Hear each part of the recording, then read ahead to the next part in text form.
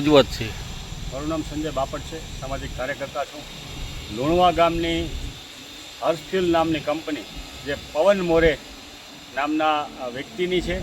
આ લુણવા ગામ હર્ષફ્યુલ કંપની, નારાયણી અને સદગુરુ આ ત્રણેય કંપનીના માલિક એવા પવન મોરે દ્વારા હર્ષફ્યુલ કંપની જે છે એ કંપનીની પાછળ આવેલા એ સર્વે નંબર 294 પૈકી એક, સર્વે નંબર 294 પૈકી 2ની પાછળ આવેલ સર્વે 483 સર્વે નંબરની જમીનમાં છેલ્લો આવેલો છે પાણીનું વેણ. એ પાણીનું વેણ એના દ્વારા દબાણ કરવામાં આવેલું, જેની અમે રજૂઆત કરેલી. રજૂઆત બાદ 2020થી સતત રજૂઆત છતાં ત્યાં કોઈ પગલાં ન લેવાતા અમે 2022ની અંદર એના પર લેન્ડ ગ્રેબિંગની ફરિયાદ દાખલ કરેલી. લેન્ડ ગ્રેબિંગ દ્વારા પ્રાંત અધિકારી શ્રી દ્વારા એમને સૂચના પણ આપી દેવામાં આવી કે જમીન ખાલી કરી દેવામાં આવે, અન્યથા તમારા પર લેન્ડ ગ્રેબિંગનું જે છે એ હુકમ કરી દેવામાં આવશે. એટલે કોઈક સ્થાનિક સરકારી તંત્રના મિલીભગતવાળા કોઈ વ્યક્તિઓ દ્વારા જેને સમજાવવામાં આવ્યા કે આ બાબતે તમે હાઈકોર્ટની અંદર જાઓ. મિલીભગતવાળા અધિકારીઓની મિલીભગતના કારણે એ ભાઈ ત્યાં હાઈકોર્ટમાં ગયા. હાઈકોર્ટમાંથી સ્ટે મેળવ્યા અને સ્ટે અત્યારે હટી ગયો, પોતે જ હટાવી લીધો. તેમ છતાં એ લેન્ડ ગ્રેબિંગની ફરિયાદ ફરીથી દાખલ ન કરવામાં આવી અને દફતરે કરવામાં આવી.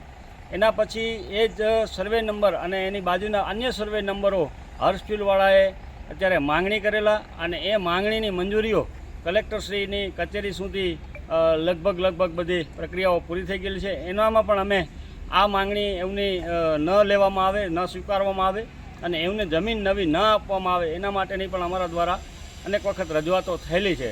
તેમ છતાં પવન મોરે નામના વ્યક્તિ જે એના કોઈક સગા સંબંધીમાં સારી એવી પોસ્ટમાં, રાજ્યપાલ સુધીની પોસ્ટમાં હોવાથી વગ ધરાવતા વ્યક્તિ તરીકે એને સાથે સાંઠગાંઠ કરી અને તંત્ર આજે પણ એને છાવર્યું છે. પાણીનું વેણ જે છે, પાણીના વેણ પરનું દબાણ દૂર કરવાની તસદી આજ દિવસ સુધી તંત્ર દ્વારા કરવામાં આવેલી નથી. આ બાબતે તમે શું કહેવા માંગો છો? આ બાબતે અમારી લડત અત્યારે કલેક્ટરશ્રી સુધી ચાલી રહી છે. કલેક્ટરશ્રીમાં જો આનો કોઈ નિકાલ નહીં આવે તો અમે આ લડત ફરી પાછી કોર્ટ અને હાઈકોર્ટ, સુપ્રીમ કોર્ટ સુધી પણ લઈ જઈ અને જે લુણવા ગામમાં ટાવર્સની 483 નંબરની સર્વે નંબરની જમીન છે એમાં જે દબાણ થયેલું છે પાણીના વેણ પર, એ દૂર કરવા માટે અમે પ્રોસિજર કરીશું. સ્થાનિક તંત્રને શું કહેશો આ બાબતે?